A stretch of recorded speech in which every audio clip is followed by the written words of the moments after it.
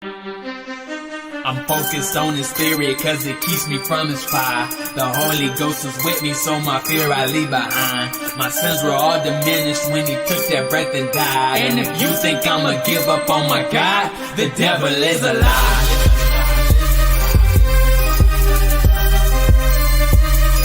The devil is a lie.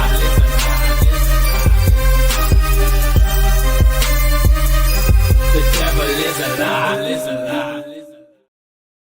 Hello, hello. Welcome to Black Tea News. I'm your host, Christina Barr, and today we're going to be talking about Obama's support of Prop 50 out in California because they're trying to redistrict the state and give that power back to the legislators, like temporarily, so they can rig the state how they want with redistricting, even though they already said that they want an independent commission to draw those lines, but they can't wait for an independent commission to do that. And they probably don't want an independent commission to do that. They want politicians, mostly Democrat politicians, to redraw the line so they can add more seats to offset any more seats that would have been created in, Texas or whatever, to stop Trump. And I think it's so interesting how much these fools fight so hard when Trump is just like on a roll. Like he's on the 80 side of a lot of 80-20 issues. He's not popular with every sort of thing, but a lot of things that he's doing is popular with. He's got this huge win with ending the war between Gaza and Israel, at least like for now anyway. The hostages are home and they're releasing all these criminals now per the exchange, but I mean per the agreement or whatever.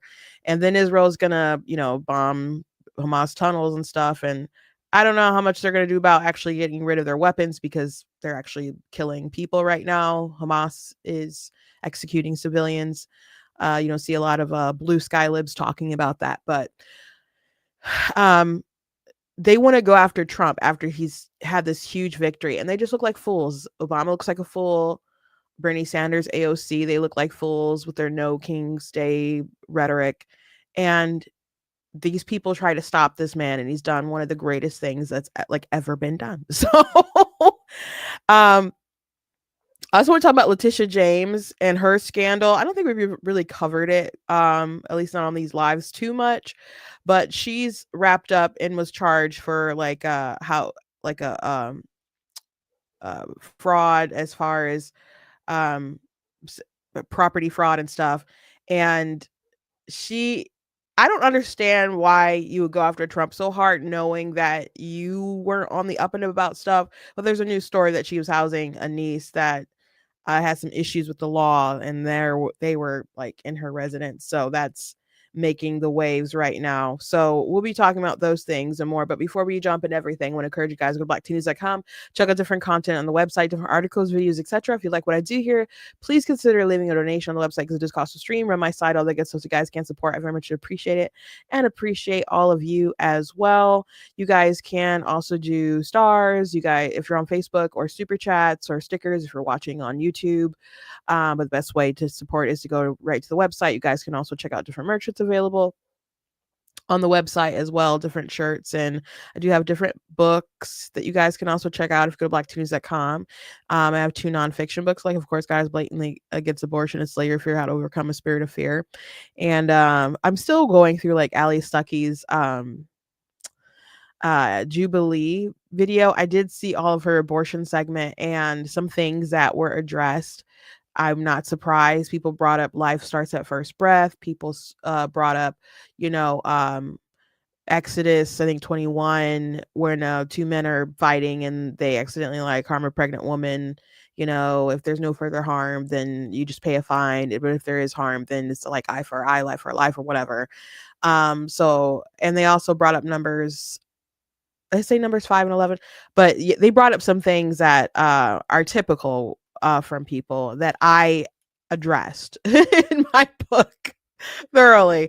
I mean, there are things that I addressed in different articles because people kept saying stuff over and over and over again. So I'm like, okay, let me write articles so I don't have to always explain myself over and over again. I can just repost the article. And then it just evolved into a book, which was a labor of love, especially because there were so many Christians that I realized really needed to have that conversation. So that's why I made the book, and Allie did a great job. But I would love to go on Relatable one day and talk about that book and talk about that subject with her. She knows a lot, and we mostly, I think, agree on the subject. Um so anyway, she did a great job, but those sort of talking points that you will come up against while you're talking to like progressive Christians or people who just want to use the Bible, who don't actually care about the Bible, but they want to use it to club you over the head. I've got that available, and you guys can it's not on Barnes and Noble right now, I don't think, but you guys can get it off of Amazon. So anyway, I do apologize for being late today. I had an issue where I got like an order some of my books in, and some of them I had to like try to report that there were some like issues with them, and it just was taking a while, and I was trying to get it done before like close of business day. With I'm assuming close of business day is probably like 5 o'clock or maybe 6 o'clock or something like that, and I just pushed back the show for like 30 minutes because I couldn't figure it out, and I kept having issues, and then as I figured it out, I basically ran out of time. So maybe I should have said 5 o'clock. But here we are together today.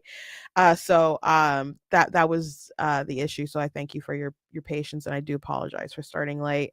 And I do also want to remind you guys that you guys can pre-order my book Bigger, my children's picture rhyming book about this little baby dinosaur who wants to be bigger, and it's also about a mother's love and watching her child grow up. I did say that today I would try to have a link available for the painting party, and it's not up yet, so just but we'll try to have that up tomorrow for people who want to go to a painting class. I showed you guys my painting yesterday. I'm gonna go ahead and I guess just kind of show you guys again. We had a painting class. Let me just try to make space on Saturday. And so there's my little sheep. And it was based off of Psalms 121. So it was for our church, so that it had a religious bent to it. The one with that we're going to do online, we're going to paint something that's seasonal. And I'm thinking, I guess we can still do it on the 4th, because I don't want to do it like later into November, but so it'll probably be something maybe fall. And but on the 1st I want to do like an in-person one, so that'll be a few weeks away. So we'll get that together, and people can purchase tickets, and if they want to come, they can come, and we can have fun doing painting together. And it was there's things I'm like, oh, I wish I had a little more time, or I wish I could have did this, but I haven't painted in a long time, so by a long time I mean like 18 years, so it came out really good. My sister's a really good teacher, so I'm sure if you guys come, you will be very proud of the works that you did. So it'll be a lot of fun. It'll be a lot of fun, and it'll be nice to I'm sure there'll be people who come who I already know, but it'll be nice to see some of you who watch my stuff, and maybe we just communicate, usually like through messages or something like that. So it'll be nice to see more people in person. Anyway, let's jump to the news. So Obama decided to do a little cut an ad for Prop 50 out in California. So Gavin Newsom decided to, after Texas decided to do some redistricting, you had California that decided to do some redistricting.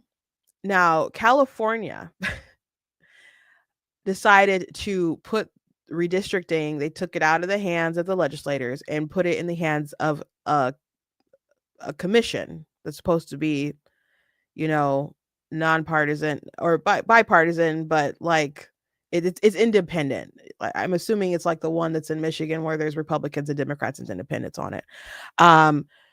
In Michigan, the people who are warning against the commission and all that stuff starting up, it was like a project of Eric Holder, Obama's buddy, who's Obama's wingman and stuff. So I'm not surprised that Obama is weighing into this stuff. But if you're going to have the position that these politicians shouldn't be the ones who are deciding who their voters are going to be, um, then why not stick with that? So they're trying to take it out of the hands of the of the independent committee, because they want to very quickly change the map so they can push out more Republicans and have it be add more Democrat seats so they can get a majority and stop Trump. And they always talk about saving democracy, saving democracy. So it's a quick ad. Hopefully the music that's in it doesn't get flagged or something for copyright. But I just want everyone to see what Obama is talking about, because I just think this language that the Democrats continuously use is so dishonest. And now you guys are probably like, Obama dishonest? What? Always and forever, babe. Always and forever. California, the whole nation is counting on you. Democracy is on the ballot November 4th. Republicans want to steal enough seats in Congress to rig the next election and wield unchecked power for 2 more years. With Prop 50, you can stop Republicans in their tracks. Prop 50 puts our elections back on a level playing field, preserves independent redistricting over the long term, and lets the people decide. Return your ballot today. Vote yes on 50. Do you guys feel like past presidents should be like, Republicans bad, Republicans are doing this? Or I mean, I know they're always like partisan like that anyway, but sometimes they try to pretend like it's not red or blue. It's like we're all Americans and blah blah blah, which wasn't the case with Obama, because he would attack Republicans all the time. But okay, so Republicans are trying to cheat or steal the country away, and we have to save our democracy, blah blah blah blah blah.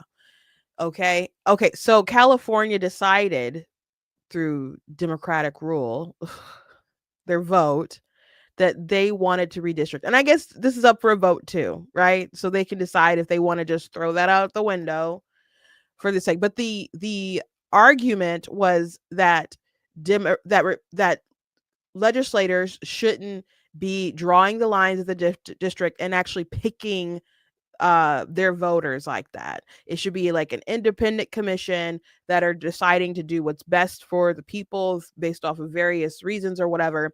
But the things with the commissions, and I guess speak more about the Michigan one, I assume they're similar, but your legislators are people who you vote for. So they are representative of you. And if you don't like what they do, you can vote them out. And then if you don't like what they put together, they put together a map that is wrong, it can be overturned by the Supreme Court.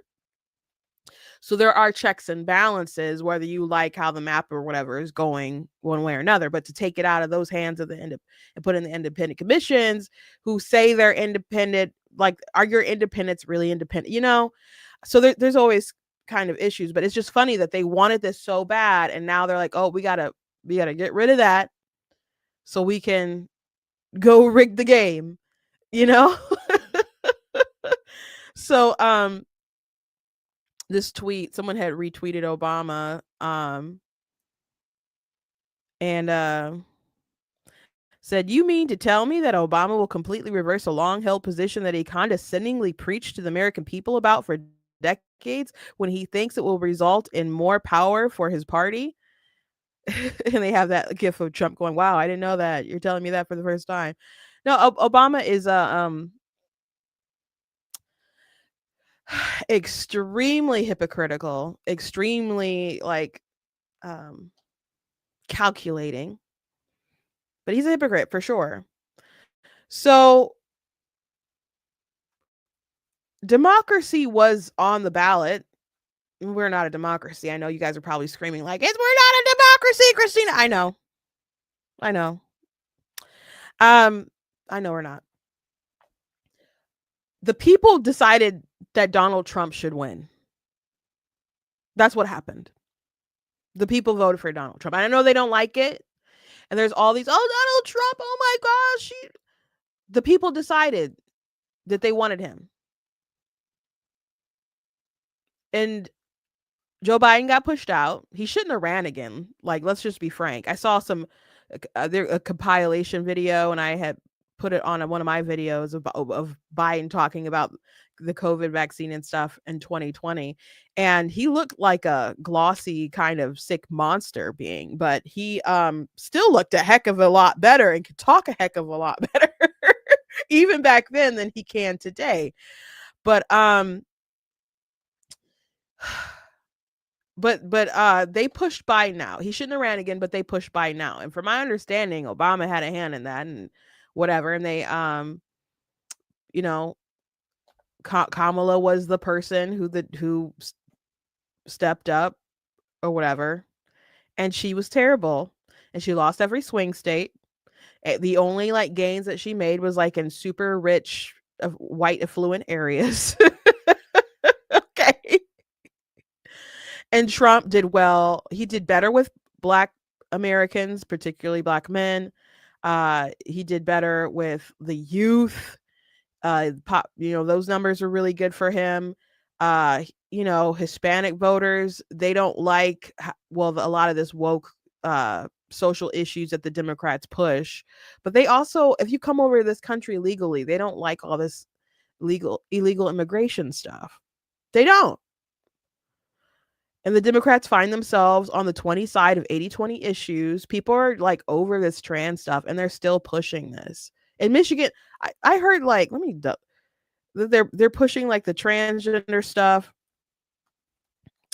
Again, really hard in Michigan. I see like trans people all over the place. I think they flocked here or something. Or something's in the water or something. Because I just see a lot of trans people in Michigan.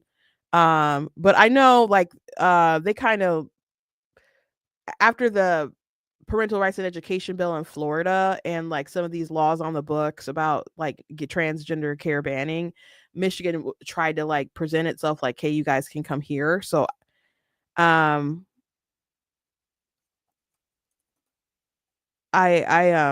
don't know, they're just a lot here, it seems. Let me see. Yep, state of Michigan. Transgender Empowerment Month.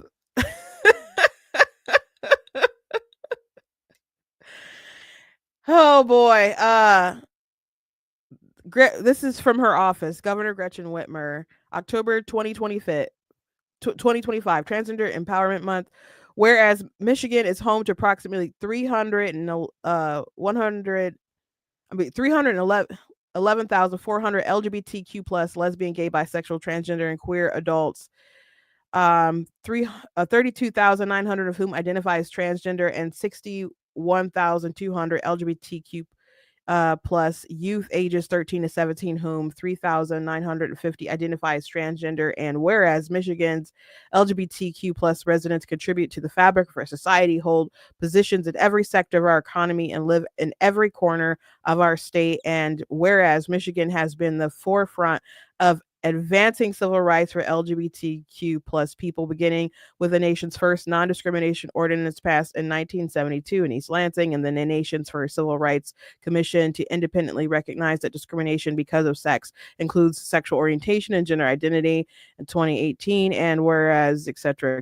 But yeah, they at the end it says, I, Gretchen Whitmer, Governor of Michigan, and Garland Gilchrist, Lieutenant Governor of Michigan, do hereby proclaim the month of October 2025 as Transgender Empowerment Month in Michigan. That is depraved.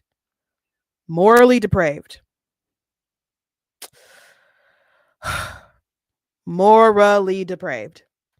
That's my state right now. But they want to push so hard on 80-20 issues. I need to make a bigger fuss about this and really raise alarm. We need to make sure that we need something to pass that is along the lines of Florida's parental rights and education bill, because maybe it was like last month I reported a story in Michigan that a similar situation that was going on in Florida and other places, is that there were secret transgender plans for the children and the parents were not aware. Like, we have to nip that crap in the bud. I know there's been instances of sex education where they were trying to put all kinds of like gender identity stuff in that kind of crap in the school curriculum. You know, parents, you better be aware of what's going on in your kid's school, what kind of books they're trying to make your kids read, and so on. It's just terrible. But Transgender Empowerment Month, this is why it kills me when people are like, oh, why are you guys picking on the trans people? They're just such a small percentage of the population. Because y'all keep doing crap like this. Y'all keep doing crap like this. Y'all want people to like be canceled if they wouldn't use pronouns and all kinds of different stuff. Remember Dylan Mulvaney was like, well, I would just be real careful because one day when people aren't so, you know, they're gonna be not so tolerant of people's intolerance toward trans people or something. I'm like paraphrasing, but it was basically like, you better be careful what you say now, because in the future we're gonna basically take over and we're gonna be able to look at what you said and it's gonna be bad for you. So when they're pushing that kind of stuff so hard, boycotting states because they didn't want men in women's bathrooms, and look at how they treat J.K. Rowling for just common sense views on this stuff. Like, why wouldn't we push back against this hard? Why wouldn't we talk about this? And if they lose on stuff and we just notice things with our eyes, they're like, why are you picking on the poor trans people? They're only 1%, less than 1% of the population. They don't need a transgender empowerment month. We don't need to empower trans people. They have the same right. They should have the same rights as everyone else, but we should not encourage the delusion. We shouldn't. We should not encourage something that is false. I want people to have help, but I want people to deal with reality, not to just, I don't know, not even cope, just like if you're chopping up your body parts and all kind of different stuff and taking the hormones and the drugs, and we don't really know what's going to go on long-term effect with that stuff. And there's so many people who are just chasing a fad and end up as detransitioners and they regret all this stuff. But they felt, and their parents felt like they had to go along with it because people were saying that their kid was going to unalive themselves. So it's just crazy. But anyway, yeah, these Democrats are on 80-20 issues, like with the trans stuff and boys and girls sports, and you know, they fight so hard for the illegal immigration. You know, want to shut the government down if illegals can't have access to healthcare, and then they'll claim that they're not having access to healthcare, and then it's like, well, no, we just need it for like when they go to the hospitals, but they all actually agree that they should have the healthcare. So it's just wild to me that you want to pump the brakes on government employees being paid, soldiers being paid, work being done that I guess needs to be done on a government kind of level. There's priority like services that continue going on, like passports and other things like that, but y'all willing to shut everything down for your little pet projects, and then they'll be like, no, well, Republicans have more numbers than we do. They're the ones who shut down the government. Who voted to shut down the government? It was obviously you guys. And I don't know if you guys saw this, but the new sort of talking point now is, well, Republicans, if they wanted, they could get rid of the filibuster and then they could like keep the government open. So the cards are really in their hands. So what, they're trying to trick Republicans to to get rid of the filibuster? It's just crazy. It's, why don't they just convince some Senate Democrats to go ahead and keep the government open? Why not do that? So you got Obama saying you have to just. I know I had this totally different position about redistricting before, but we got to throw that out the window because we got to stop Trump. We have to stop the president that all these people voted for and stop the Republicans that, by the way, that their voters voted for, because we have to defend democracy. They always have a problem with democracy when they don't get their way.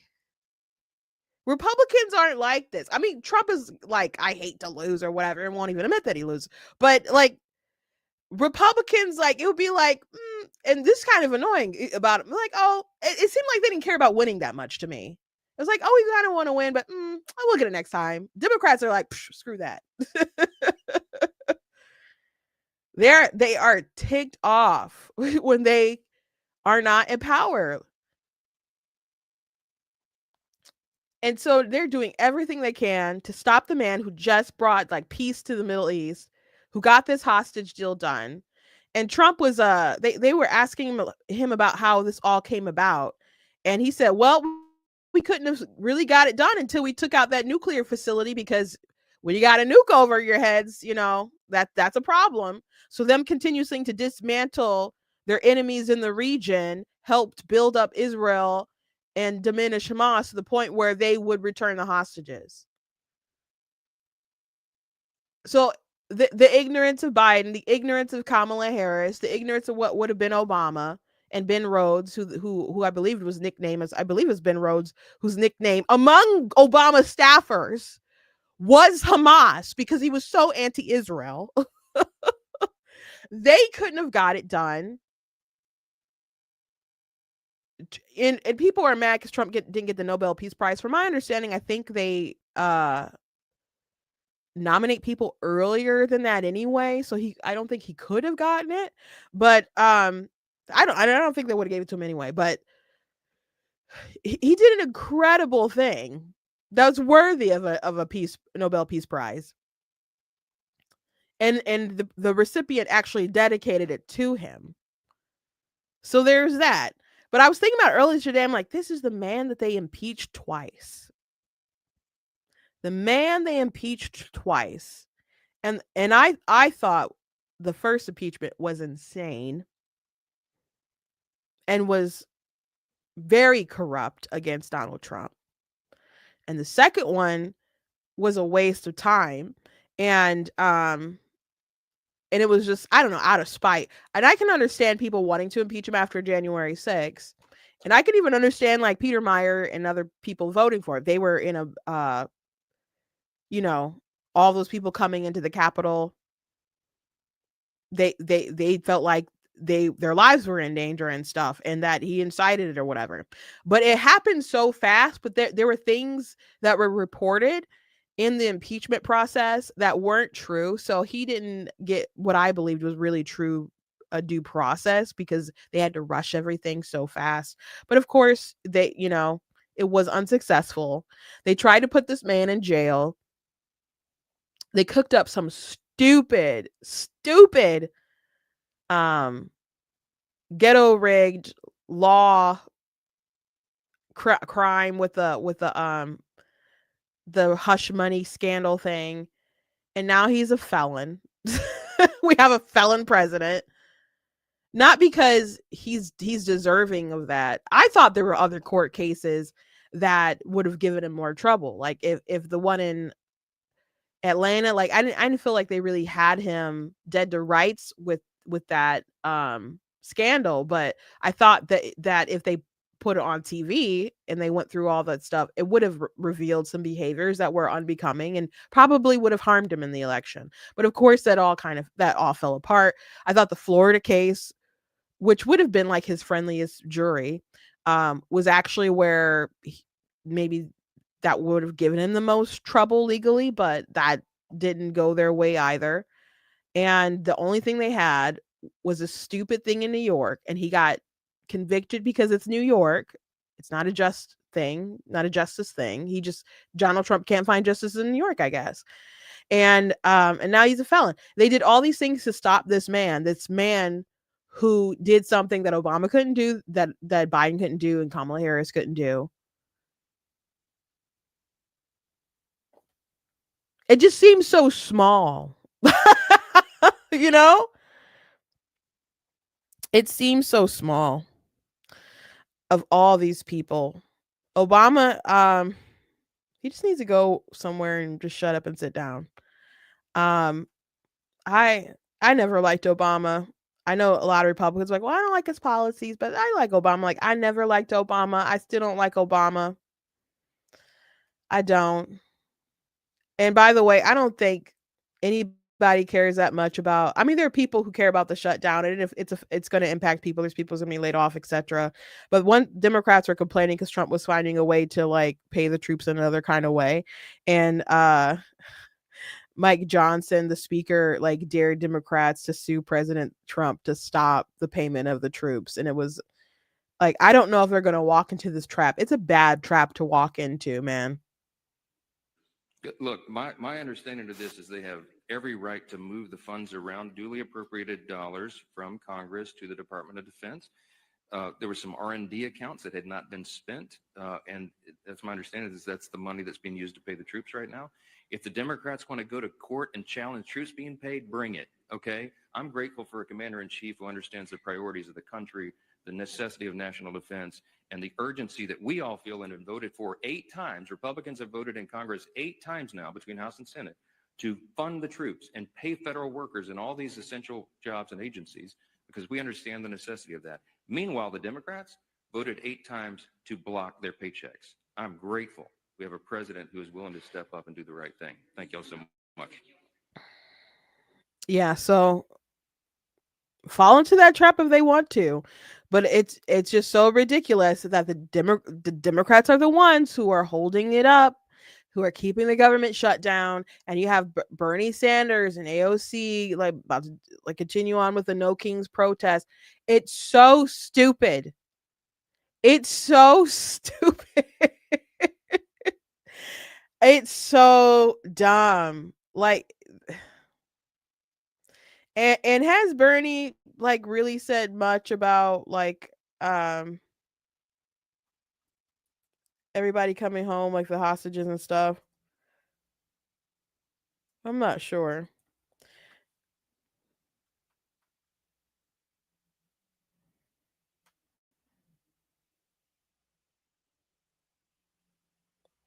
I mean, I'm just scrolling through his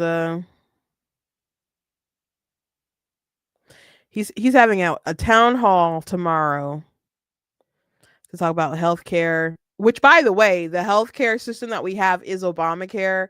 And like, y'all need to do this stuff because we got to fix healthcare. We got to extend these subsidies.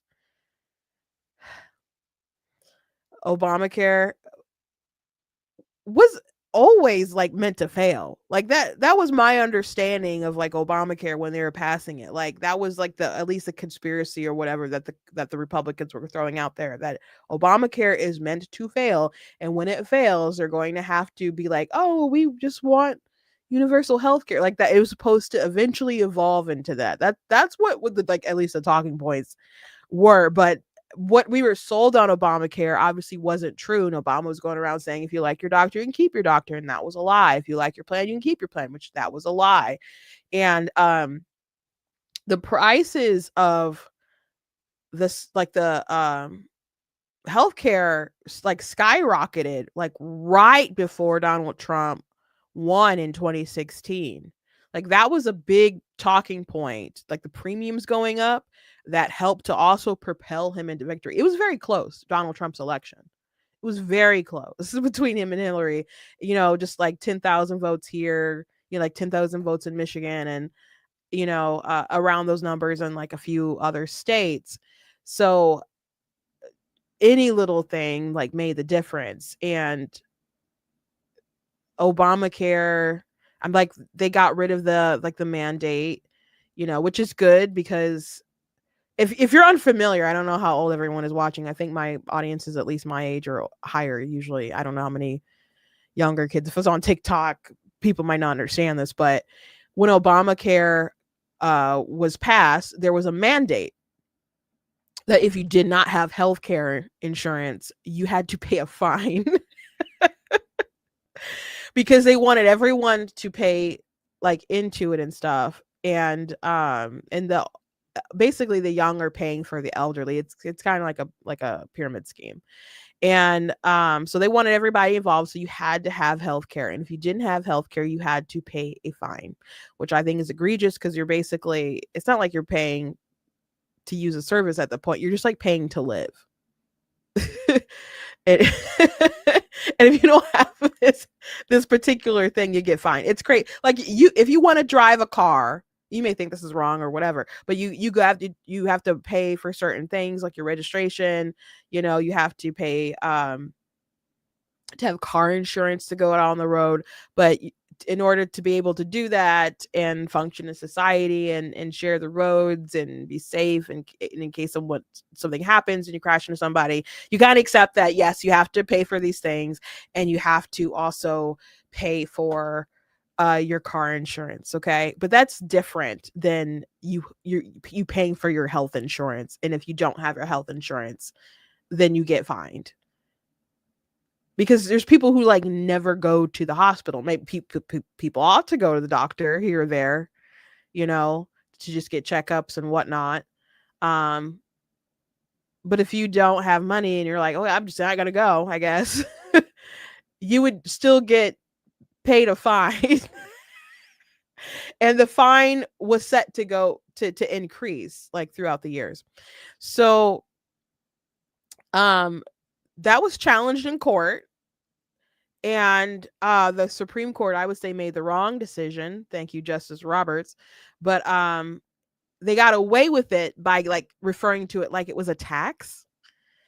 And that was bizarre, but they got to keep that. But Trump and them got rid of it. So they did get rid of certain things with the Obamacare, like the mandate, which is good. But it was never what people believed it to be, and they passed it and they pushed it through. They did something that was incredibly radical as far as overhauling our system, and now they're flipping out because all these prices are just skyrocketing once again, and Democrats saying we need to fix it, we need to fix it, we need to fix it. You also broke it. And I don't think it's great that Trump hasn't like laid out a cohesive plan for the healthcare. Like Republicans will talk about like more competition and transparency and things like that. But famously, I'm sure people remember when he had the debate with Kamala Harris, and they're like, he said he had concepts of a plan. And that was cringe. So I think that they need to have something long term that's going to be a better alternative to what's going on. But yeah, Obamacare was never meant to be a long term success for people. It was meant to eventually lead people down like universal health care, and Democrats like Bernie openly pushed for that stuff, and Kamala pushed for that stuff. So oh, someone said now you got Biden out here laying the ground, taking credit for laying the groundwork for what Trump did with the hostages. I will have to see that, because I had heard that he had a good statement, but maybe he has another statement. Oh boy. I did see someone say, because people were like, oh, Trump got the hostages home. And so people were like, but more hostages came home with Biden. I'm like, okay, well, there's only like 20 left. But there was been more than 20, because we got like American hostages back like in May. So I don't know the exact number of hostages that came back under Trump versus under Biden, but if there was only like a certain amount left by the time like Trump could do something about it, yes, obviously Trump's number would be smaller. It's such a dumb thing to fight over. But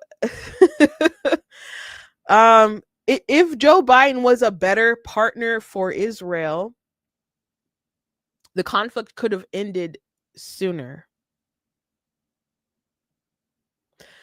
The conflict could have ended sooner, I think. But we just know we wouldn't got to where we needed to go with this if Kamala or Joe Biden was in office. I do not see anything on Bernie Sanders' Senate page about. I see a lot of stuff about healthcare and the shutdown. I do not see anything about the hostages. That's wild. Let me look at his other. That is really wild. Let me look at his other page. Because maybe this is his personal one. So let me look at his Senate page account. I think this is still about the shutdown. Okay, he did make a statement.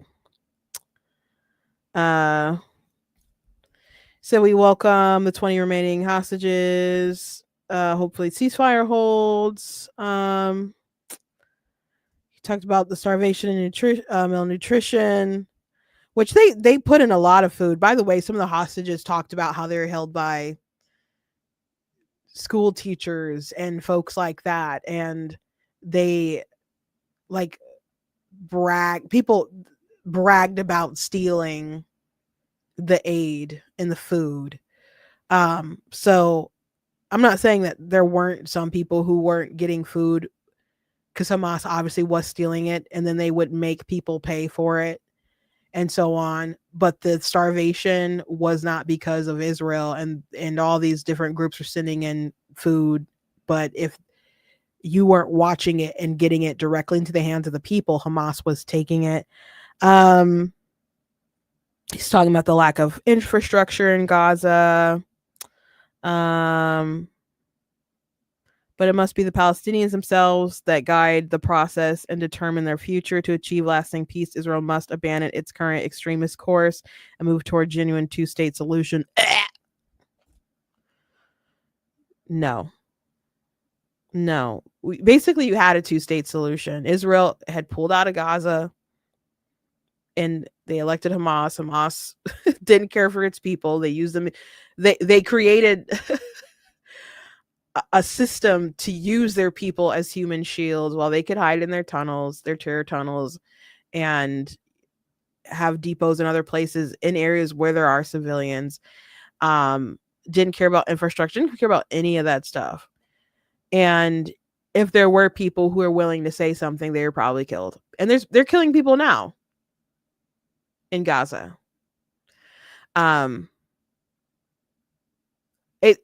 It doesn't make any sense to me to reward that kind of bad behavior. You think just because you give them some land and some self-determination that they're going to be cool, be good? They had their chance. Frankly, I think they should be grateful that it was as compassionate as it was. I know that might sound crazy. Like, you think all those people died was compassion? Yes. For what it could have been. For what other groups the United States would have done if something equivalent happened to us. That it's not a 20-year war. Yep. That they weren't nuked out of existence. Yep. I do. Yeah, but he said something. I do not see the words Trump in. Oh, there's Trump. Tragically, the United States provided most of the weapons used for this horrendous destruction.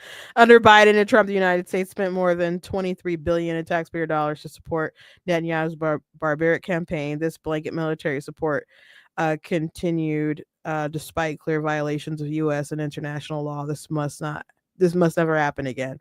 So I don't see any kudos good on President Trump for getting the hostages, nothing like that. Just mentioning Trump and Biden when it came to they approved of money. Bernie didn't even want like the Iron Dome funded. Like, you just want them to be hit by all these rockets and stuff. But they're gonna go and do their town hall on Wednesday and talk about how trash Trump is. Whatever. They're so into this government shutdown. Like,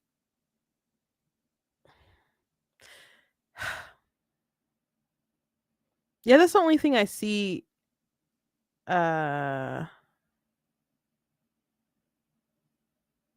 the ceasefire, that statement, basically. These people don't understand the Middle East.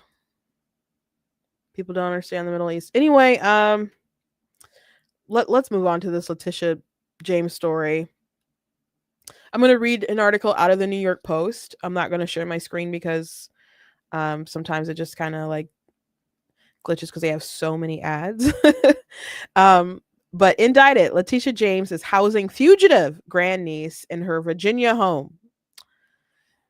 This is by Anthony Blair. So, indicted New York State Attorney General Letitia James has housed her fugitive relative in her Virginia house for 5 years, according to reports. The under fire prosecutor's grandniece, Nakia Thompson, has been living with her 3 children in James's 3-bedroom property in Norfolk since 2020. It has now been revealed that Thompson is officially listed as an absconder who is wanted by authorities in Force County, North Carolina, is failing to finish her probation, court documents seen by the Daily Mail reveal. Ms. Thompson was sentenced to probation for misdemeanor convictions for assault and battery and trespassing and has willfully avoided probation supervision. Keith Acree from North Carolina Department of Corrections told the Daily Mail. An absconder is considered a fugitive. I'm assuming that's how you say the word. I'm not sure. Thomas faces the arrest if she's located in North Carolina. Acree added, saying that her crimes were considered low level and thus non-extradite. Thompson told a grand jury in June that she has been living rent-free in James's $235,000 Virginia home since the Attorney General bought it and doesn't even pay for basic upkeep, the New York Times previously reported. Court records show she was convicted in October 2011 with 1 count of assault and battery and 1 count of second-degree trespass, and was sentenced to probation. She also has previous convictions for assault, threat against the government, and simple assault affray from 2006 and 2005, respectively. She could face an extension for revocation of their probation and even possible return to prison, according to North Carolina Department of Corrections. James was indicted by a Virginia federal grand jury on charges of bank fraud and making a false statement to financial institution in order to secure a mortgage for the home, allegation she has repeatedly and strenuously denied. On Monday, she branded the charges filed against her by the Trump-appointed prosecutor as politically motivated, vowing to fight them. Oh, excuse me. Sorry. Ugh, been up a while, guys.